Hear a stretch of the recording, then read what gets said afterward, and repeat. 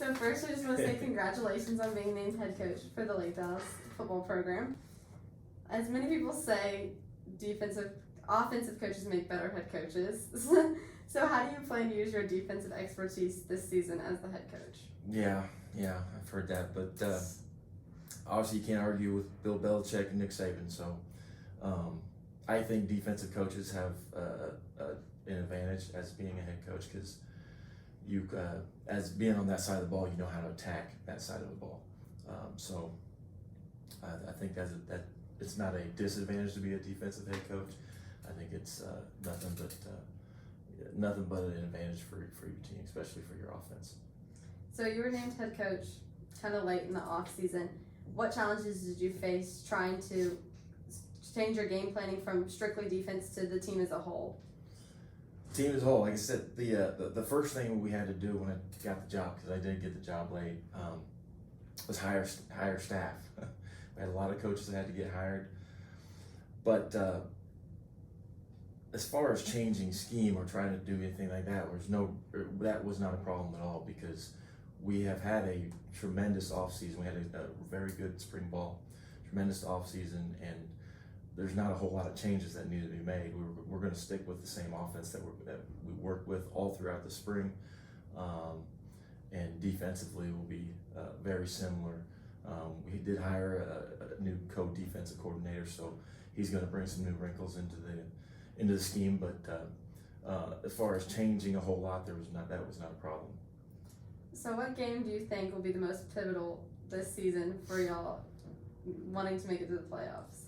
Yeah, we have a tough district, and top to bottom, there's really not any team that's just a guaranteed win. Or there are some very good teams in the district, that's for sure. But the biggest goal is there's not a pivotal team that we have to beat. We're going to go into it just thinking we're going to go 1-0 and go 1-0 each week. Not worry about what's ahead of us, not worry about what's behind us, and just focus on week in, week out the team that we have to beat. So what players do you think are going to be some fan favorites this year? Fan favorites.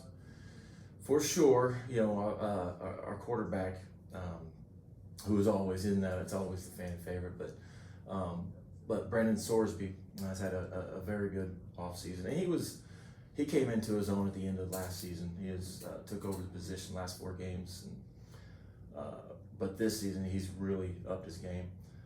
He's really adapted well to our new style of offense, the RPO offense, which can be pretty testing for a quarterback, but he's done a really good job.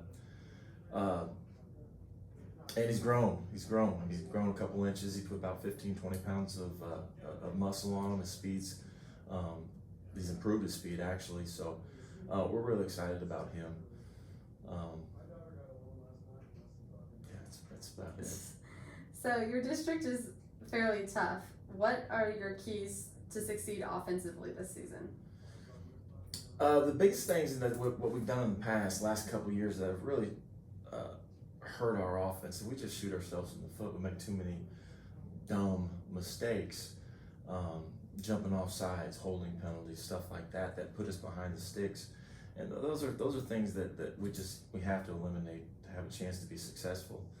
And I think some of the things that we've changed offensively is going to help with that, especially snap count and how we're just the whole operation will help. So hopefully we eliminate that stuff. Execution is just going to be the biggest thing. So on the flip side of that, what are the keys to succeed defensively this season? Defensively,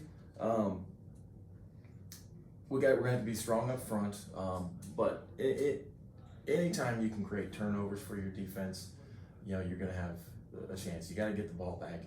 And I forgot to mention that offensively is we can't turn the ball over, so that's going to be very important. Ball security, and that's on both sides of the ball. But an aggressive defense can really force a lot of turnovers. But then also dumb offsides penalties, things like that, pass interference. Also preventing the big play. Last year we had a lot of sophomores on the field, especially in the secondary, and we gave up a lot of big plays. So if we can eliminate those big plays, create some turnovers, I think we'll be very successful. So you talked about your young secondary. That secondary will face Frisco Liberty and Evan Stewart, their 5-star wide receiver, as well as Lovejoy, whose last year's offense was pretty well. So how do you plan to stop or slow down that offensive talent that's throughout your whole district? It is throughout the whole district.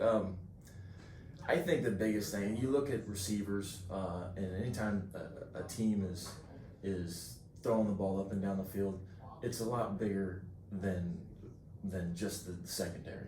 There's a lot of pieces that go into that in defending a good passing team, and the big one is up front. It's the defensive lineman. And we struggled last year, but I think our defensive line has came a long ways. And if you can pressure that quarterback, you're going to make it difficult for that guy to get the ball to those 5-star receivers. Other than that, there's different things scheme wise. When you're going up, the dude's over there. He's over there. What are they going to do to get him the ball? But there's certain things you can do scheme wise to try to eliminate a talented player like that.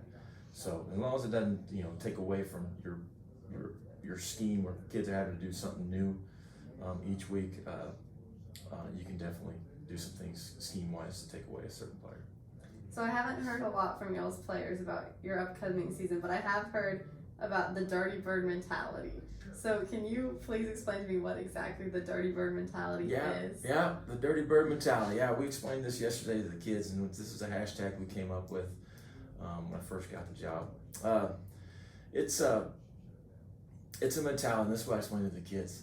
We need to hold ourselves personally, all right, and hold our teammates accountable for a very high level of excellence, very high standard of excellence. It's a mentality you're going to be tougher than the other team. It's a mentality you're going to work harder than the other team. All that encompasses the Dirty Bird mentality, and that's something that we're trying to really push for our kids. I like that they talked about it because that's something that I feel pretty strong about. They definitely have the Dirty Bird mentality for sure. Also, I've heard a little bit from your players about their predictions for this season. Some of them have given me win-loss records. Some of them have given me teams, specific things, playoffs, how their ranking in district, all that. I want to know about your prediction for this season. Predictions. Well, I don't like making predictions. We are in a tough district. I think we have a very good chance of making to the playoffs, but it's not too far fetched to think that we couldn't win a district championship. They're good teams, but we have a lot of talent. We have a lot of talent coming back. We've had a great off season, and as long as we can put the players in the right spots and execute, there's no reason that we couldn't beat any of the teams in our district. Like I said, we want to go 1-0 each game, not look too far ahead or too far back. So, I don't think that's a fantasy. I think that's definitely a possibility. And with this district, a team like Lovejoy, who won the district last year, they were 3 minutes away from going to the state championship game. Aledo beat them, and then Aledo ended up winning the state title. So if you win this district, you're actually going to have a really good chance of winning state. So why not? Why not? Why not set your goals high and do whatever you can to achieve them? Well, thank you for sitting down with me and talking with me, and I wish y'all the best of luck this season. Well, thank you. Appreciate it.